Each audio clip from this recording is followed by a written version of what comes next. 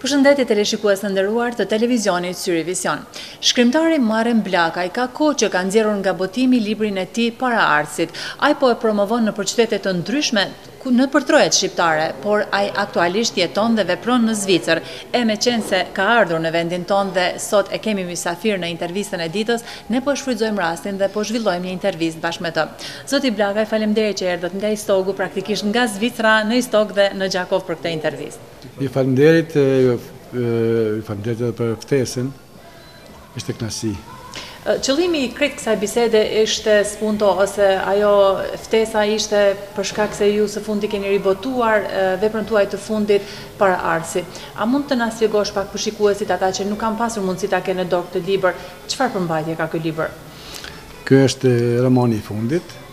Do të thotë, ky është botuar në fillimin e vitit 2009 dhe si tematik ishte pak a shumë islamin radikal.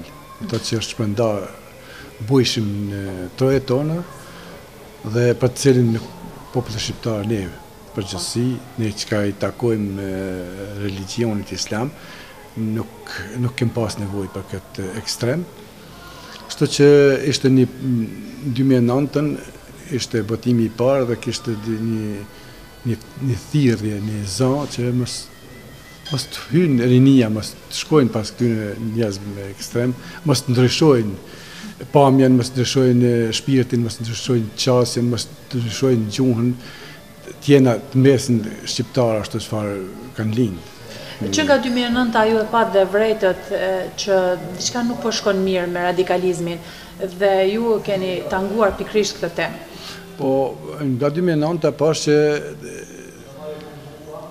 Islami nuk u reduktu një farë mënyrë, po mori një havë më ekstrem, duke rekrutuar të rinj tanë në luftat pa kuptim të të quajnë këtë mënyrë në Irak e Siri, ku pati është një rast shumë ekstrem, për shembull, marrë si shembull, kom përcjell me vëmendje, një ngjarje shumë tragjike, kur një i ri, Blerim Heta, nga rrethi Ferizajt ose Ferizaj, shkon në Irak dhe bën një sulm, kamikaz, një sulm terrorist, quaj kështu, duke vrarë 52 persona. Dhe është dhimbje e madhe për shembull, edhe për atë popull atje, po edhe për ne, si një bir i jonë, biri shqiptar, të shkoj dhe të bëjnë një vrasje në një tokë, në një vend të huaj, të vrasë njerëz të pafajshëm, vrasë gra, fëmijë, kontagjej përpara, ishte një degradim për ne shqiptarët, për popullin shqiptar, se ne nuk kemi të njohur në botë si popull që kemi sulmu popull tjerë. Gjithmonë jemi sulmuar nga dikush tjetër. Jemi sulmuar, luftat tona ishin gjithmonë mbrojtëse, jo sulmuese. Dhe si është pritur ky roman nga qarqe të ndryshme, po e them në kuptimin për shkak se këtu ka pasur dhe fraksione të ndryshme që dikush e ka mbrojtur radikalizmin që po e quani ju dhe dikush tjetër e ka sulmuar. Po, sigurisht se po. Romanin në fillim kisha një promovim para 2 muajsh, do të thonë mars. Në fillim të marsit në Prishtinë dhe u prit jashtëzakonisht mirë, po ishin shumë pak ata që kishin pas në dorë dhe kishin lexuar. Dhe brenda 2 javë sa qëndrova këtu, rreth 500 kopje ishin në dorë të lexuesve. Kështu që pati edhe reagime. Po me ata tema është aktuale. Tema është shumë aktuale, po është edhe shumë e nxehtë. Pati reagime të ndryshme. Përgjithësi u prit shumë mirë, u trajtu shumë mirë dhe shumë portale tani veç janë duke botuar pjesë romanin, por pati edhe reagime të kundërta, do të thotë që nuk e pëlqyen, që dha një lloj kritike, që gjaja e kom tepru me sulme, kështu që pata debate me disa njerëz dhe u bindën me të vërtetë që ishte, sepse ishte vetëm një pyetje e imja i bindi që me të vërtetë romani ja ka vleftë. Ishte pyetja si e dëshiron të një islam të ne shqiptarët në Kosovë, këtu në Shqipëri përgjithësi, si e dëshiron? E dëshiron një islam shpirtëror apo e dëshiron një islam ekstrem, terrorist? Jo, e dëshirojmë shpirtëror. Atëherë romani flet për këtë. Zoti Blakaj, do të rikthehemi sërish krijimtarisë gjatë kësaj bisede, po fillimisht po i njohim lexuesit, sidomos brezat e rinj, për shkak se ju me 14 dhjetor të vitit 1979 jeni burgosur. Cila ishte arsyeja e burgosjes suaj? Para vitit 79 isha nxënës i shkollës së mesme. Kështu që kisha takime me gërvallajt, kisha miq, dhe përmes asaj miqësie u takova me Jusuf Gërvallën, me Bardash Gërvallën, me Hysen Gërvallën dhe me Mal Marinën. Mal tash është heroj dëshmor i kombit, edhe ai mbytën po. Jeni frymëzuar nga ata? Jo vetëm frymëzuar, po edhe isha pjesë e ilegales, bashkëpunim me ta, derisa ne patëm shkruar parolla një organizim i mirëpillt kundër shtypjes serbe jugoslave të asaj kohe. Dhe në këtë rast ne posa e përfundova shkollën e mesme, grupi ynë u zbulua dhe ne në burgosën. Ishte dita 14 dhjetori pra, 79, ishte dita kur arrestohet edhe Hysen Gërvalla, Ekrem Gërvalla, edhe unë, Ahmet Haxhia ishte arrestuar një ditë më herët, pastaj arrestohet Naser Zekaj, grupit tim, Mal Marina, kështu që ishte një arrestim i gjerë, dhe Jusufi arrin, po të njëjtën ditë, të largohet nga Kosova përmes mikut të tij, Skender Blakaj, është një shkrimtar, një redaktor i asaj kohe, dhe arrin të largohet të vendoset në Gjermani tek vllai i tij Bardash Gërvalla, i cili kishte një zyrë për ndërlidhje. Nga ajo ditë ne u mbajtëm një kohë të burgosur. Pastaj, pas lirimit nga burgu, ishim të shenjuar si Ishim në spikante ish ishim në mbikëqyrje me një fjalë, dhe ndodhen demonstratat e vitit 81, dhe nga ajo kohë ne pastaj si familje ishim shumë në përgjimin e regjimit asaj kohe. Deri në vitin patëm disa arrestime, disa nuk do të Veta u bë paduruar, për ju, familjen tuaj, që u detyrua të iknit nga Kosova. Po, derisa në vitin 1986, prapë na sulmuan edhe një sulm dhe arrestuan vllain tim Xhemalin, cilin në tortura berna 5 ditë e mbytën me tortura në burgun e Pejis. Dhe pastaj me burgosën prapë mua, dhe pas lirimit nga burgu, pa përfundu gjykimi ende, u detyrova të largohem prej aty. Se pas një tentim vrasje që më bëri një agent e shërbimit, Tomislav Babović, cilin ma vonë plagosi Naser Shatri.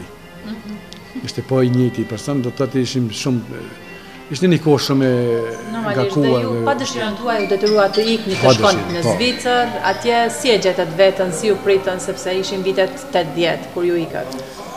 Në Zvicër është një shtet human, dhe në fillim u përcaktova që nuk do të merrem me politikë mergat, sepse ishin mergata shumë e përqarë, jashtëzakonisht e përqarë, por do të përpiqem të bëj diçka humane, dhe atë e arritëm deri në mos, duke mbledh ndihma, duke ndihmuar luftën pastaj, duke paguar 3% në vendlindja të gjitha këto, dhe e gjeta vetën një mënyrë më atë shpirtënorën, duke u marrë me shkrime, ato që kisha ndërprerë do të thotë gjatë kohës sa ndodhesha në Kosovë.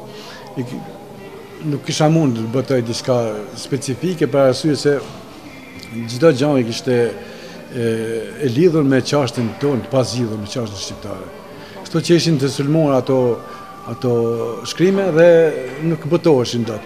Mirë po, gjatë bastisive policia i morën do shkrimet dhe nuk i kthyen asnjëherë. Bëhet fjalë vetëm sa për të njoftuar shikuesit.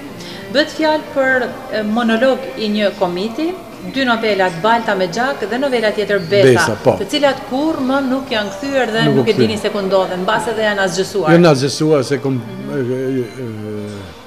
shku në arkiv, kom bërë kërkesa, është kontrolluar arkiv, për nuk janë gjetë ato shkrimje. Besoj ndjeni dhimbje. Është një dhimbje e madhe, është si kur një fëmijë kur të vdes, pa pritmas. Edhe ai nuk harrohet këtë jetë. Megjithatë ju keni vazhduar krijimtarinë, po përmend edhe disa tituj të tjerë që ju ndërkohë keni shkruar gjatë këtyre viteve. Misioni sekret që është roman, pastaj Thesaret e humbura roman, Atentat brenda Germës L, roman në vitin 2017 dhe romani I fundit Paraardhësit. Çfarë përmbajtje kanë këto romanet e tjera përpos këtij të fundit? Misioni sekret patriotike. Jo, nuk janë këtë patriotike, sepse patriotizmi nuk tregohet me shkrime aq shumë sa duhet të tregohet me vepër. Por janë romane që ndërlidhin misionet sekrete ose shërbimet sekrete që veprojnë kundër popullit shqiptar, kudo që të jemi. Misioni sekret paraqet një shërbim informativ serb ose jugoslav të asaj kohë që e përgjën mërgatën shqiptare.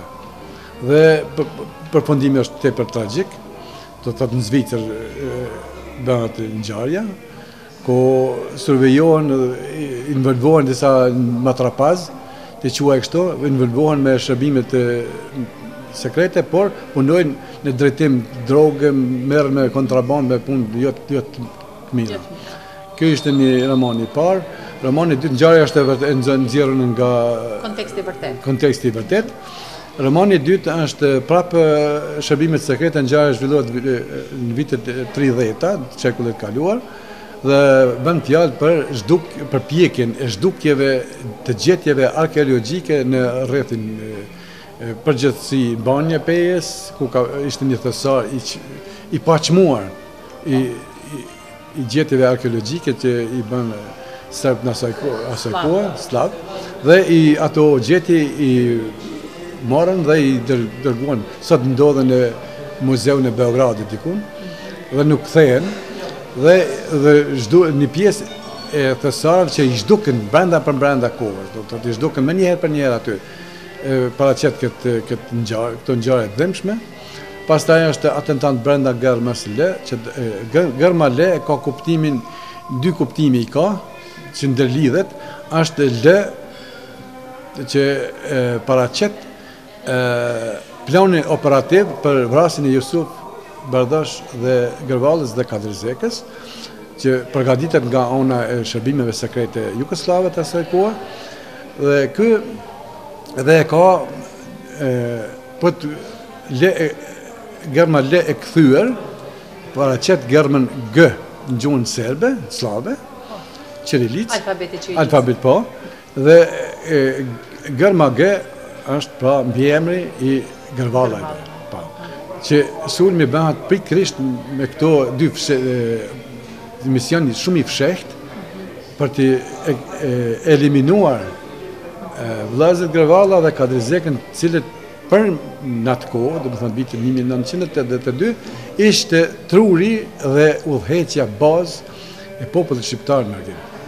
Kishte marrë një hub të jashtëzakonshëm dhe populli I besonte, I donte dhe I çmonte shumë, por pa dijenin, pa prezencën e shërbimeve sekrete brenda organizimit të tyre.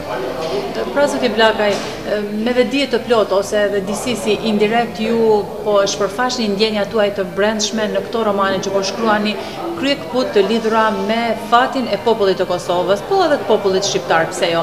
Si ju pritën në Vlorë gjatë promovimit të librit të fundit? Në Vlorë, promovimi në Vlorë ishte madhështor. Për të thëmë drejtën, unë kisha një fat që kisha dhe shok. Ishte një deputet I parlamentit e shqiptar, Fate Velaj, I cili kisha dhe mik, ta quaj se ai jeton në Austri, dhe është një shkrimtar brillant, është një piktor brillant, është një politikan brillant, po edhe një fotograf brillant, cilat I ka si hobi. Dhe në bazë të letërsia I lidhë dhe artistët I lidhë dhe shkrimtarët I lidhë. Kështu që kishim një bisedë paraprakisht për promovim, a I bani një promovim në pej, pa mundësi që të isha pranë ti, angazhova mikun tim Isa Maloku, I cili përcolli atë promovim, gjatë gjithë kohës, pastaj e organizoj Fate Velaj, e organizoj një promovim për ne që të kemi Vlorë, por a I kishte edhe një ide shumë brillante, jashtë letërsijet, ashtë do të flas pak, një ide shumë brillante që komuna e Vlorës, pra aty ku ishte shpallë pavarësia e Shqipërisë, nga Ismail Qemali, me një burr shumë i njohur për gjithë popullin shqiptar, të binjakzohej me komunën e Istogut, ku ishte vendlindja e presidentit të Kosovës, doktor Ibrahim Rugova, që ishte për Kosovën, pra ishte një burr brillant që mund të komunikoj shumë e mirë me Ismail Qemali. Ba ishin dy themelues të bazë për shpalljen e dy shteteve të pavarura shqiptare. Kështu që ideja ishte jashtëzakonisht e bukur dhe këtë ide solla unë në komunën e Istogut, pata kontakt me shefin e kabinetit të kryetarit Haki Rugova, zotin Genc Ademaj, dhe me zënë kryetarin, zotin Lulzim Blakaj, dhe me një përfaqësues prapë të komunës së Istogut, zotin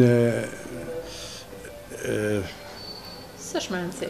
S'po kujtohet emri, është shumë keq kur s'kujtohet emri. S'ka gjë. Po, e kupton. edhe këta se patëm një takim paraprakisht dhe këta u pajtuan me këtë ide brillante dhe si përforcim e mora ma dhanë ma bënd të mundshme që me ne të udhëton të drejt Vlorës edhe Genc Ademaj, do të thonë përfaqësuesi i komunës së Istog, i cili mori kontakt me përfaqësuesit e komunës së Vlorës, cilët ranë në ide që ditët e ardhshme ta bëjnë binjakizimin e këtyre dy komunave. Pra shkrimtarët lidhin dhe komunat shqiptare. Me një fjalë shkrimtarët lidhin dhe komunat shqiptare, kështu që ishte një kënaqësi shumë e madhe në këtë drejtim. Kështu në drejtimin tjetër, organizimi i promovimit u bën në Universitetin e Vlorës, Ismail Qemali, ku morën pjesë edhe zyrtarët më të lartë, pra dhe kryetar i bashkisë. Pra ishte një manifestim dinjitoz për veprën tuaj. Po, ishte një manifestim jashtëzakonisht dinjitoz, kishte studentë, patë edhe diskutime aty më të gjata, edhe pse në televizionin u dha si lajm i shkurt, po kishte një ehon jashtëzakonisht. Është mirë pritur ardhja juaj në Vlorë. Zoti Blakaj, si është mërgata jonë në Zvicër? Ju thoni shpesh, vini në Istog, shkoni në Shqipëri, vini dhe në Gjakov dhe në Prishtinë, po dhe në Zvicër. Po asimilohet mërgata jonë atje? Jo, fatmirësisht jo. Janë shkollat shqipe, po zakonisht prind, përgjithësi me fëmijët e tyre flasin gjuhën shqipe në shtëpi. Pra dhe unë me fëmijët e mi kam folë gjuhën shqipe dhe fëmijët e mi flasin aq bukur, aq rrjedhshëm, lexojnë aq bukur, aq rrjedhshëm shqip sa shumë i kënaqur. Do të thotë largësia, distanca tani për tani, Zvicër, Kosovë, Gjermani, Kosovë, Francë, Kosovë, nuk është edhe aq e madhe që vjen të rrezikohet. Ka kontakte më të shpeshta, besoj. Kanë kontakte më të shpeshta, mërgata është e madhe aty. Njerëzit ndenën çdo kudo që dalësh në rrugë, në përzyre tash kanë takohesh gjithsesi me shqiptar, dëgjon duke folur shqip, i dëgjon fëmijë duke folur shqip, duke kënduar shqip, po është një kënaqësi. Ka dhe shkolla shqipe që po ecin çdo ditë më tepër. Ne kemi pak më shumë nevojë që edhe organet, domethënë edhe qeveria, shteti, edhe pse është pak shumë i brisht, na ndihmojnë në këtë drejtim që fëmijët tonë të jenë sa më afër vendlindjes. Zoti Blakaj, një shkrimtar nuk mund të mos e pyesim për krijimtarinë që ka në dorë. Po punoni ndonjë gjë tashti? Po, kam një përmbledhje tregimesh, cilat po shpresoj tani t'i botoj. Përmbajtja, nëse është sekret. Edhe tregimet e kanë përmbajtjen e njëjtë aty ku ato se detyra e shkrimtarit është që të pasqyroj ato gjëra që të tjerët ju kalojnë, po nuk i shohin, anash dhe nuk i shohin. Ajo është detyra e shkrimtarit, kështu që unë kam marrë si tematikë edhe te tregimit. Janë disa tregime pak a shumë të kohës së djalerisë, të kohës së shkuar, po janë disa rrëfime, tregime që e mundojnë edhe sot